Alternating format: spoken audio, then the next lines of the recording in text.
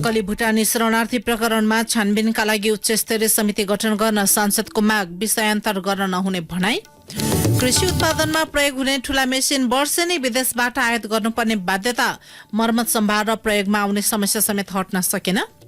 घुस लेनदेनमा जोडिएपछि स्वतन्त्र पार्टीबाट निष्कासित ढाका कुमार श्रेष्ठको मुद्दामा सर्वोच्च अदालतद्वारा अल्पकालीन अन्तरिम आदेश, तत्कालका लागि सांसद पद बहाल रहने। भारतको उत्तर पूर्वी मणिपुर राज्यमा जातीय द्वन्द्व भड्किँदा संयौंको मृत्यु, विभिन्न भागमा स्थिति अझै तनावपूर्ण। र शहीद स्मारक के डिभिजन लीग फुटबलमा मनाङ मर्स्याङदी पुलिस क्लबसँग बराबरीमा रोकियो, फ्रेन्च क्लबद्वारा खुमलटार पराजित। नमस्कार, कान्तिपुर डायरीका साथमा साथी नवीन र म पार्वता। समाचार अब विस्तारमा। प्रतिनिधि सभाका सांसदहरूले नक्कली भुटानी शरणार्थी प्रकरणमा छानबिनका लागि उच्चस्तरीय समिति बनाउन माग गरेका छन्। बजेट अधिवेशनको दोस्रो दिनको बैठकमा बोल्दै कंग्रेसका सांसद अर्जुन नरसिंह केसीले नक्कली शरणार्थी प्रकरणले राष्ट्रलाई नै लज्जित बनाएको भन्दै संलग्न सबै व्यक्तिलाई कानूनी कारबाहीको दायरामा ल्याउन उच्चस्तरीय छानबिन समिति गठन गर्न माग गर्नुभयो। उहाँले घटनामा जुनसुकै पदमा भएका व्यक्ति तानिए पनि निष्पक्ष छानबिन गरी कारबाही गरिनुपर्ने उल्लेख गर्नुभयो। राज्य संयन्त्र नै मुछिएको भुटानी शरणार्थी काण्ड, यो जुन ढङ्गले यो काण्डले राष्ट्रलाई लज्जित बनाउने काम गरेको छ, जो जहाँ जुनसुकै पदमा भए पनि यो काण्डलाई छानबिन गर्ने पक्षको पनि नाम छैन। सार्वजनिक रूपले कहीँ कहीँ आएकोले भूतपूर्व प्रधान न्यायाधीशको संयोजकत्वमा निष्पक्ष, पारदर्शी र स्वतन्त्र सर्वाधिकार सम्पन्न आयोग गठन गरेर यसलाई चाहिँ निश्चित टुङ्गोमा। सांसद चित्रबहादुर केसीले राज्य सत्ताका महत्वपूर्ण ठाउँमा बसेका व्यक्तिहरूले नै नक्कली भुटानी शरणार्थी प्रकरणमा मुछिएको भन्दै सदनले गम्भीर ध्यान दिनुपर्ने बताउनुभयो। यसअघि पनि पटक पटक यस्ता घटनाहरू बाहिरिए पनि विषयान्तर हुने गरेको भन्दै सो घटनालाई टुङ्गोमा पुर्याउनु पर्ने केसीले माग गर्नुभयो। यसभन्दा पहिले पनि नेपालका शासकहरू, राज्य सत्तामा बस्नेहरूले गर्नु नगर्नु गर्ने र यस्तै गरेर चाहिँ नि सदन तातिन्थ्यो। त्यसपछि नयाँ काण्डहरू आउँछन् अनि फेरि सदनको ध्यान नयाँतिर जान्छ। त्यस कारणले यो जुन काण्ड भएको छ, यो काण्डलाई दुधको दुध, पानीको पानी छुट्याइ हो र यस खालका मान्छेको बिक्री वितरण, बेच्ने बिक्री गर्ने यी चाहिँ व्यापारीहरूलाई कडा कारबाही होस्। राष्ट्रिय स्वतन्त्र पार्टीका सांसद असीम शाहले नक्कली भुटानी शरणार्थी प्रकरणलाई गम्भीर रूपमा छानबिन गर्न सदनको ध्यानाकर्षण गराउनुभयो। विभिन्न पदीय हैसियतमा रहेका व्यक्तिहरूको संलग्नता रहेको भन्ने खबर सार्वजनिक भएकाले सदनले गम्भीरतापूर्वक लिनुपर्ने शाहको भनाइ थियो।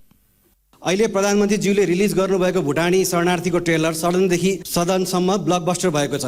त्यसैगरी जनताका लागि प्रदर्शनमा ल्याउन लागि यो भुटानी शरणार्थीको फिल्म जनताले बुझ्ने गरेर पारदर्शी ढङ्गले अनुसन्धान हुनुपर्छ, खुट्टा नकमाइयोस्। सरकारको कोही लगानीकर्ताको प्रलोभनमा नपरोस्। शङ्कास्पद नेतृत्व, बिचौलिया कर्मचारी जो कोहीको भूमिकामा पनि स्पष्ट छानबिन गरियोस्, दायाँ बायाँ नहोस्। यता नक्कली भुटानी शरणार्थी प्रकरणमा पक्राउ परेका 8 जनालाई थप 7 दिन थुनामा राखेर प्रहरीले अनुसन्धान अघि बढाएको छ। घटनामा पक्राउ पूर्जी जारी भएका पूर्व उप प्रधानमन्त्री तथा सांसद टोप बहादुर रायमाझी र तत्कालीन गृहमन्त्री थापाका सुरक्षा सल्लाहकार डाक्टर इन्द्रजित रायका छोरा निरज भने फरार छन्।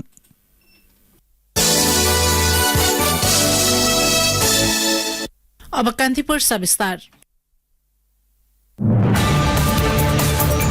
कान्तिपुर सविस्तार।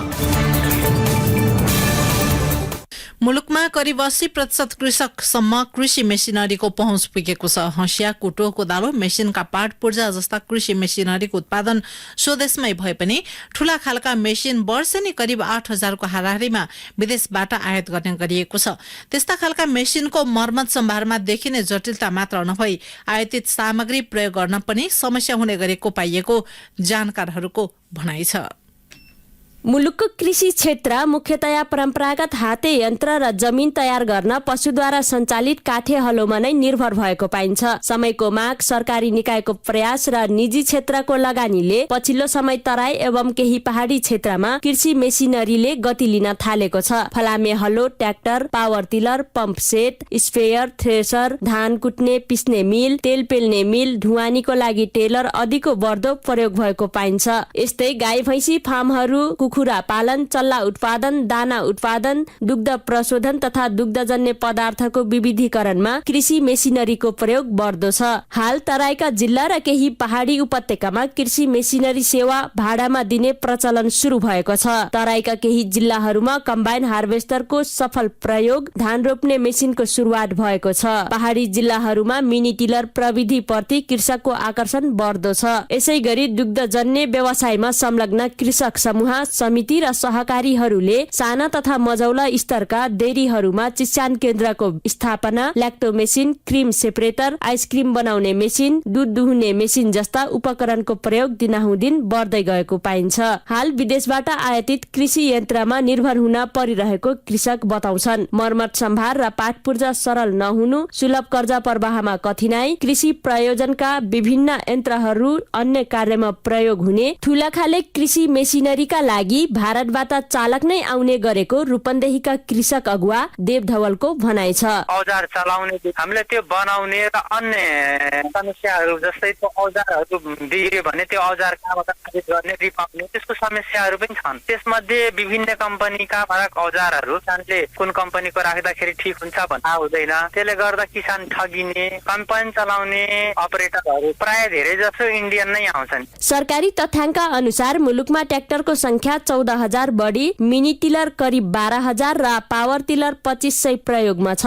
यस्तै कम्बाइन हार्भेस्टर 700 वटा र करिब 30,000 थ्रेसर प्रयोगमा छन्। यी ठूला कृषि मेसिन प्राय भारत र चीनबाट आयात भएको हो। हँसिया, कुटो, कोडालो, स्पेयर, आरी, ठूला मेसिनका पाठपूर्जा लगायतका औजार नेपालमा उत्पादन भए पनि ठूला machine tractor, power tiller, mini tiller वार्षिक 7,000 देखि 8,000 आयात भएको सरकारी तथ्याङ्कमा उल्लेख छ। सम्बद्ध निकायले कृषकलाई कृषि मेसिनरी सामग्रीमा केन्द्रले 50%, प्रदेशले 75% र स्थानीय तहले 90% सम्म अनुदान दिँदै आएको छ। यद्यपि कृषि मेसिनरी सम्बन्धी स्पष्ट नीतिको अभावले मुलुकले कृषि यान्त्रिकरणमा गति लिन नसकेको कृषि पूर्वाधार विकास तथा कृषि यान्त्रिकरण प्रवर्धन केन्द्रका वरिष्ठ कृषि अर्थविज्ञ एवं सूचना अधिकारी डाक्टर मणिरत्न अर्याल बताउँछन्। कमोडिटी वाइज जरुरी भएको यन्त्र उपकरण कुन हो, कुन स्ट्यान्डर्डको हो, कुन क्वालिटीको हो भन्ने कुरा एसेसमेन्ट गर्न चाहिँ सकिएको छैन। त्यसमा चाहिँ एउटा नीतिगत व्यवस्था गर्न सकिरहेको थिएन। त्यसपछि अर्को संरचनागत एउटा मेसिनको मात्रै चाहिँ क्वारेन्टाइन गर्ने, टेस्ट गर्ने, क्वालिटीहरू, स्ट्यान्डर्डहरू मेजरमेन्ट गर्ने एउटा कुनै इन्स्टिट्युसन चाहिन्छ। त्यसको ग्याप भएको कारणले गर्दा पनि आयात भएको उपकरण पनि हाम्रो एग्रिकल्चरको लागि फिट सके छैन होइन, हाम्रो किसानको लागि फिट सके छैन भन्ने कुरा एसेसमेन्ट गर्न गाह्रो भएको छ। एउटा च्यालेन्ज त्यहाँनिर छ। अर्को च्यालेन्ज के छ भन्दा आयात भइसकेका चिज किसानकोमा पुगिसकेपछि त्यसको प्रयोगको अवस्था र सामान्य चाहिँ टुटफुट भयो भने त्यसको मर्मत गर्ने कुरा चाहिँ च्यालेन्ज रहेछ। पछिल्लो समय मुलुकमा कृषिमा मेसिनरी र प्रविधि बढ्दै गएको छ। प्रयोगमा आएका कृषि मेसिनहरू 20% स्वदेशी र 80% आयातित रहेको जानकारहरूको भनाइ छ।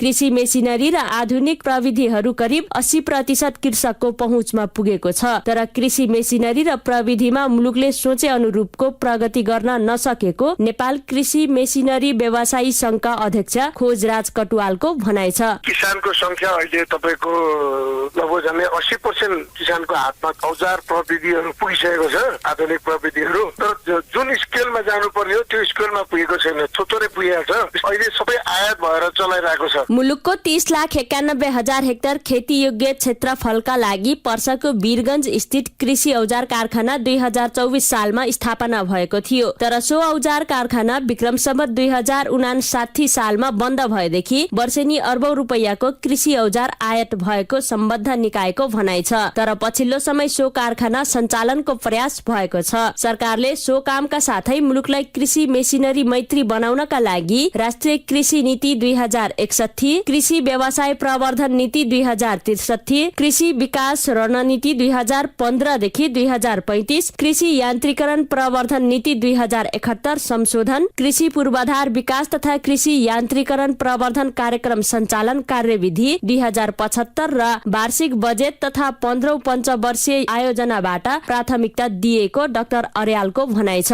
यसका साथै किसानलाई मेसिनको पहुँच पुर्याउनका लागि मेसिन आयात मात्रै नगरी मर्मत, सम्भार, प्रयोग, मेसिनको सुरक्षामा ध्यान दिनुपर्ने अर्याल सुझाउँछन्। मोनिटरिङ गर्ने चाहिँ एउटा इन्स्टिट्युसनमा तयार हुन जरुरी रहेछ मेसिनरीको पार्टमा। र अर्को चाहिँ के छ भन्दा मेसिनरी पनि जसरी हामी कृषिमा हाम्रो लाइफ इन्सुरेन्सहरू गरिरहेको छौँ त्यसरी कृषि मेसिनरीको पनि इन्सुरेन्स गर्ने मेकानिजम जरुरी रहेछ। र अर्को महत्त्वपूर्ण पार्ट भनेको कन्ज्युमरको पार्ट अथवा फार्मरको पार्टबाट चाहिँ एउटा बालीको लागि नर्सरीदेखि थ्रेसिङसम्म के मेसिनहरू चाहिन्छ भन्ने एउटा लिस्ट बनाएर सरकारले एप्रुभ गरेको लिस्टमा आधारित रहेर उहाँले खरिद गर्ने मेकानिजम भयो भने चाहिँ उपयुक्त हुन्छ। कृषि क्षेत्र आधुनिक प्रविधि मैत्री हुन नसक्दा मुलुकको दक्ष जनशक्ति पलायन भइरहेका छन्। कृषि क्षेत्रलाई प्रविधि मैत्री बनाउन कृषि मेसिनरीमा जोड दिनुपर्ने जानकारहरूले सुझाएका छन्। कृषि प्रधान मुलुकको नारा सार्थक बनाउन तीनै तहका सरकारले कृषि क्षेत्रलाई प्राथमिकतामा राख्नुपर्ने देखिएको छ। रेडियो कान्तिपुरका लागि सरिता थारू।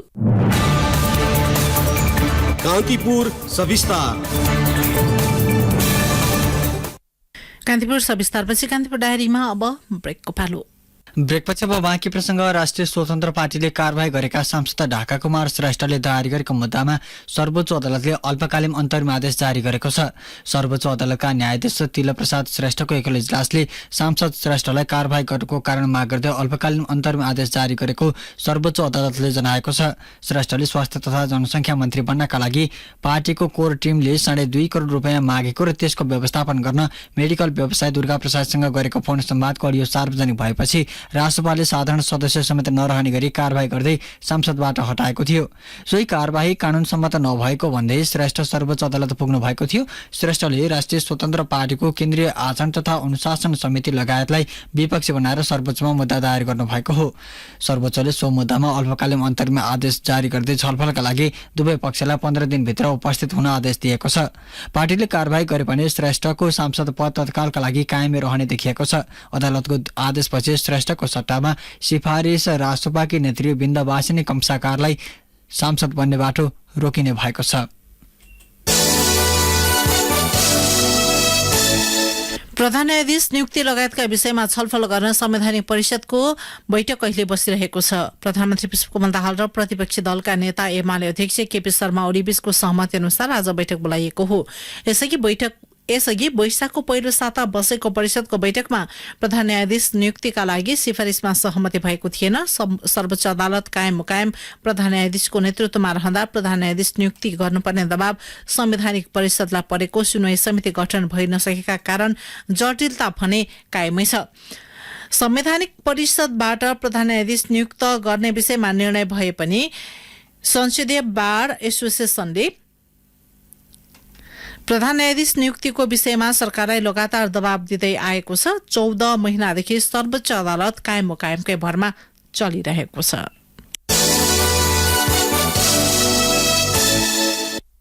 मुलुकका 77 मध्ये 62 जिल्ला पूर्ण साक्षर भइसकेका छन्। बाँकी 15 जिल्ला मध्ये मध्य प्रदेशका 8वटै जिल्लाका कुनै पनि पालिका पूर्ण साक्षर हुन सकेका छैनन्।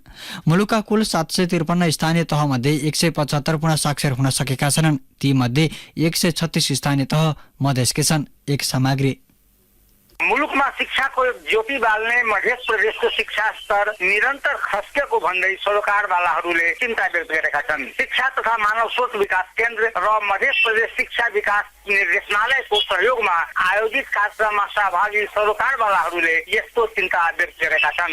मध्य प्रदेश सामाजिक विकास मन्त्रालयका सचिव लक्ष्मी प्रसाद भट्टराईले आफूलाई साक्षर बनाउने शिक्षाको मधेसकै रहेको उल्लेख गर्नुभयो। तिनले देशलाई साक्षर बनाउने मधेसको तुलना अचेल सूचकाङ्कको तुलना कर्णालीसँग गर्नुपर्दा उल्लेख लाग्ने गरेको उहाँको भनाइ थियो। बाराको सिमरौनगढ नगरपालिकाका प्रमुख किशोरी शाह कलवारले मध्य प्रदेशको साक्षरता दर कम हुनु लज्जाको विषय भएको प्रतिक्रिया दिनुभयो। आगामी बजेटमा मध्य प्रदेशको सामाजिक विकास मन्त्रालयको साक्षरता अभियानलाई प्राथमिकता दिनुपर्नेमा उहाँले जोड दिनुभयो। सिँगै मुलुकलाई शिक्षाको ज्योति प्रदान गर्ने मधेस स्वयं अन्ध्यारोमा रहनु लज्जाको विषय रहेको उहाँको भनाइ थियो। मुलुकका 77 जिल्ला मध्ये 62 जिल्ला पूर्ण साक्षर जिल्ला घोषणा भइसकेको छ।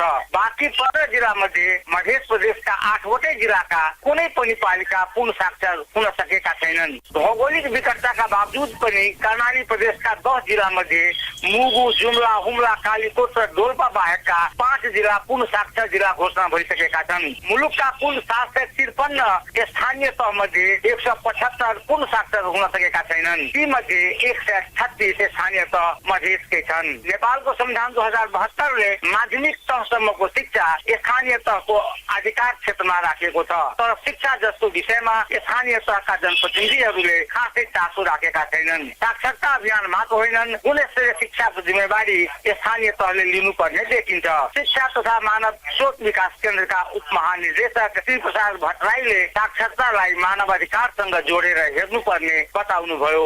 रेडियो कान्तिपुरका लागि श्याम सुन्दर शशी, जनकपुर धाम।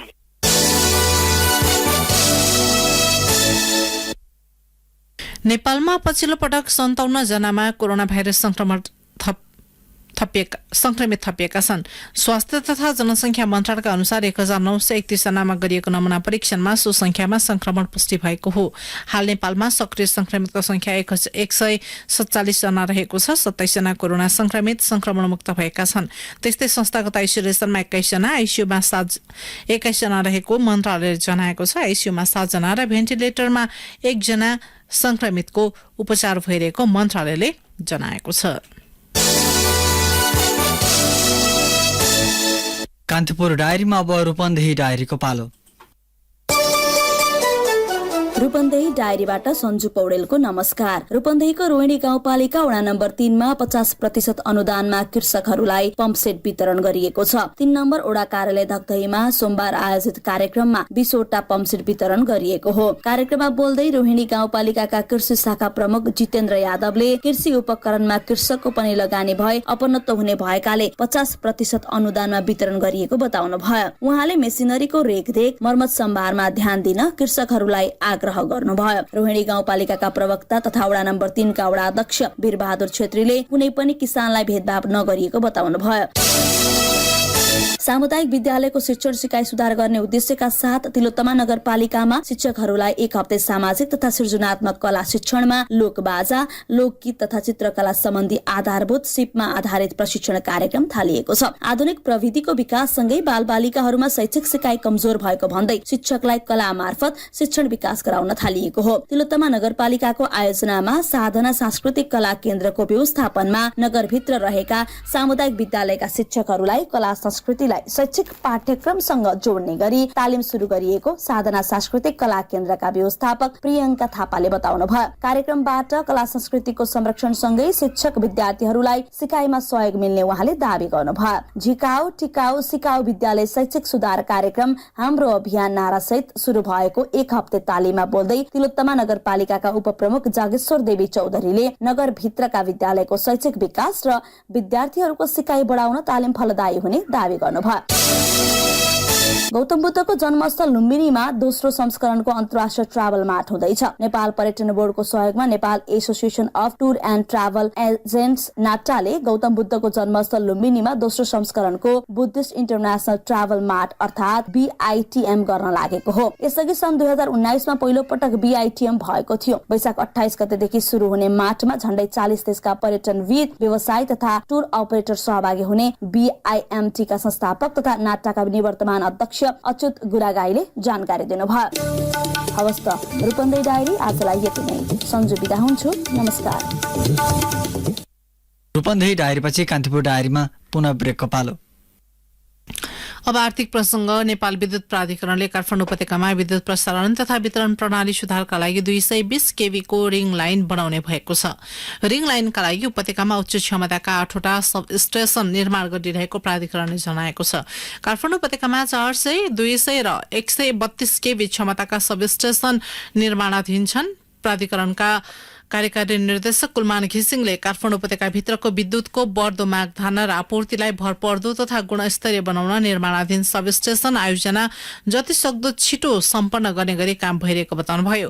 भविष्यमा वृद्धि हुन सक्ने विद्युतको सम्भावित मागलाई सम्बोधन गर्न सन् 2050 को समयसीमा निर्धारण गरी उपत्यकाका प्रमुख क्षेत्रमा चरणबद्ध रूपमा प्रसारण तथा वितरण पूर्वाधार निर्माणको प्रक्रिया अगाडि बढाइएको प्राधिकरणले जनाएको छ। काठमाडौँको लप्सी फेदी, माता तीर्थ, चोभाड, फुटुङ, टेकु, मुलपानी र भक्तपुरको ठिमी तथा चाङ्गु नारायणमा सबस्टेशन निर्माणाधीन छन्। टेकु र चाङ्गु नारायण सबस्टेशन निर्माण अन्तिम चरणमा पुगेको छ। दुवै सबस्टेशन आगामी असारभित्र सञ्चालनमा ल्याउने गरी निर्माण भइरहेको प्राधिकरणले जनाएको छ। धितोपत्र बजार आज दोहोरो अङ्कले घटेको छ। कारोबार हुने साताको दोस्रो दिन नेप्से 16.93 अङ्कले घटेर 1833.69 बिन्दु कायम भएको छ। त्यस्तै ठूला कम्पनीहरूको मापन गर्ने सेन्सिटिभ परिसूचक 2.41 अङ्कले घटेर 352.37 बिन्दुमा पुगेको छ। आज नेप्सेमा 28,10,627 किता सेयर खरिद बिक्री हुँदा 82 करोड 42 लाख रुपियाँ बराबर कारोबार भयो। अघिल्लो कारोबारको दिन 60 करोड 81 लाख 35 हजार रुपियाँ बराबर कारोबार भएको थियो। त्यस्तै कारोबारमा आएका 13वटा उपसमूह सबैको सूचक घटेको नेपाल स्टक एक्सचेन्जले जनाएको छ।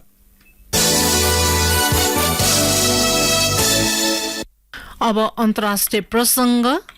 भारतको उत्तरपूर्वी मणिपुर राज्यमा जातीय द्वन्द्व भड्किँदा संयौंको मृत्यु भएको छ। द्वन्द्व भड्किँदा प्रदर्शनकारीहरूले घर, सवारी साधन, गिर्जाघर र मन्दिरमा आक्रमण गर्दा संयौं मानिसको मृत्यु भएको अधिकारीलाई उद्धृत गर्दै बीबीसीले जनाएको छ। गत साता आदिवासी समुदायले पहिचान अधिकारको माग गर्दै र्याली निकालेपछि हिंसा शुरू भएको थियो। राज्यको 53% ओगट्ने मेइती समुदायका सदस्यहरूले वर्षौंदेखि अनुसूचित जनजातिको वर्गमा समावेश गर्न माग गर्दै आएका छन्, जसका कारण उनीहरूलाई वन जंगलको जग्गामा पहुँच प्रदान गर्ने, सरकारी जागिर र शैक्षिक संस्थाहरूमा समानुपातिक स्थानको ग्यारेन्टी दिनेछ।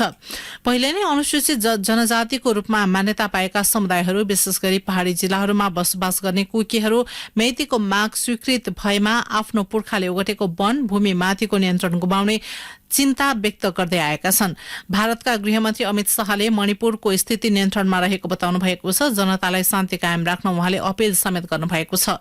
मणिपुर सरकारले यस विषयमा निर्णय गर्नुअघि सबै सरकारवालाहरूसँग परामर्श गर्ने पनि उहाँले बताउनु भएको छ।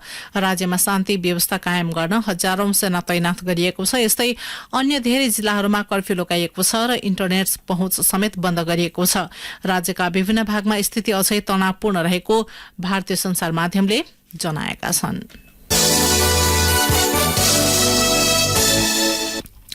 अब खेल प्रसङ्ग। शहीद स्मारक ए डिभिजन लीग फुटबलमा आजबाट सुरु भएको 16औं चरणको पहिलो 2 खेलमा खुमलटार विरुद्ध फ्रेन्ड्स विजयी हुँदा विभागीय नेपाल पुलिस र मनाङ मर्साङदीले बराबरी खेलेका छन्। ललितपुर स्थित च्यासल मैदानमा सम्पन्न खेलमा खुमलटार 3-1 गोल अन्तरले पराजित भएको हो। फ्रेन्ड्सको जितका लागि रफिक अमिनुले 2 तथा सन्तोष खत्रीले 1 गोल गरे। खुमलटारलाई अङ्कविहीन हुनबाट जोगाउन मेसिकी ओलेमौले 1 गोल गरे पनि हार भने टार्न सकेनन्। आजको खेलमा जितसँगै फ्रेन्ड्स 16 खेलबाट 19 अङ्कसहित तालिकाको 8औं स्थानमा उक्लिँदा खुमलटार 17 अङ्कसहित 13औं स्थानमा झरेको छ। यसैबीच सातोबाटो स्थित एन्फा कम्प्लेक्सको मैदानमा भएको खेलमा विभागीय नेपाल पुलिस र मनाङ मर्साङदीले 2-2 गोलको बराबरी खेल्दै अङ्क बाँडेका छन्। पुलिसका लागि 16औं मिनेटमा अहमद हाजेजीले गोल गर्दै अग्रता दिलाएका थिए। 33औं मिनेटमा मनाङ मर्साङदीका लागि रोशन राणा मगरले गोल गर्दै खेल 1-1 गोलको स्थितिमा ल्याएका थिए। 44औं मिनेटमा सायद आज ले मनाङका लागि गोल गर्दै अग्रता बढाएको खेलमा 71औं मिनेटमा अहमद हिजाजीले गोल गर्दै बराबरी गरेका हुन्। मनाङ मर्साङदी 20 अङ्कसहित 7औं स्थानमा आउँदा पुलिस 16 अङ्कका साथ अन्तिममा छ। दक्षिण एसियाली फुटबल महासंघले आयोजना गर्ने साफ च्याम्पियनशीपमा मध्यपूर्वको लेबनान पनि सहभागी हुने भएको छ। यही जुन 21 देखि 4 जुलाईसम्म भारतको बेंगलुरुमा हुने च्याम्पियनशीपमा 8औं टिमका रूपमा लेबनान सहभागी हुने महासंघले जनाएको छ। हालै बंगलादेशको ढाकामा भएको साफको साधारण सभाले लेबनानलाई प्रतियोगितामा सहभागी गराउने निर्णय गरेको हो। यस संस्करणमा दक्षिण एसियाली क्षेत्र बाहिरबाट कुवेत र लेबनान सहभागी हुने भएका हुन्। 5 दिन अघि साफले कुवेत यस संस्करणमा सहभागी हुने जानकारी गराएको थियो। श्रीलंका भने यसपटक प्रतियोगिताबाट बाहिर रहनेछ। फिफाको प्रतिबन्धका कारण श्रीलंका यसपटक प्रतियोगितामा सहभागी हुने छैन। यसपटक प्रतियोगितामा बंगलादेश, भारत, भूटान, पाकिस्तान, मालदिप्स र नेपालका साथै कुवेत र लेबनान सहभागी हुने भएका हुन्। लेबनान फिफा वरियतामा सार्कको देशभन्दा माथि रहेको छ। साफबाट सबैभन्दा माथिल्लो वरियतामा रहेको देश भारत हो। भारत 101औं स्थानमा रहँदा लेबनान भने 19औं स्थानमा रहेको छ। त्यस्तै कुवेत भने 143औं स्थानमा छ। नेपाल भने 174औं स्थानमा रहेको छ। अन्त्यमेश बुलेटिनका प्रमुख प्रसंग पुनः एकपटक। नक्कली भुटानी शरणार्थी प्रकरणमा छानबिनका लागि उच्चस्तरीय समिति गठन गर्न सांसदको माग, विषयान्तर गर्न नहुने भनाई। कृषि उत्पादनमा प्रयोग हुने ठूला मेसिन वर्षेनी विदेशबाट आयात गर्नुपर्ने बाध्यता, मर्मत सम्भार र प्रयोगमा समेत आउने समस्या समेत हट्न सकेन। घुस लेनदेनमा जोडिएपछि स्वतन्त्र पार्टीबाट निष्कासित ढाका कुमार श्रेष्ठको मुद्दामा सर्वोच्च अदालतद्वारा अल्पकालीन अन्तरिम आदेश, तत्कालका लागि सांसद पद बहाल रहने। भारतको उत्तर पूर्वी मणिपुर राज्यमा जातीय द्वन्द्व भड्किँदा संयोगको मृत्यु, विभिन्न भागमा स्थिति अझै तनावपूर्ण। र शहीद स्मारक डिभिजन लिग फुटबलमा मनाङ मर्स्याङदी पुलिस क्लबसँग बराबरीमा रोकियो, फ्रेन्च क्लबद्वारा खुमलटार पराजित। हवस् त यिनै प्रसङ्गसँगै कान्तिपुर डायरीको यो बुलेटिन यही सकिन्छ। राति 8 बजे सेक्युरिटी एन्ड क्राइम डायरी हुनेछ। नवीन र म पार्वता आज्ञा माग्छौं। नमस्कार।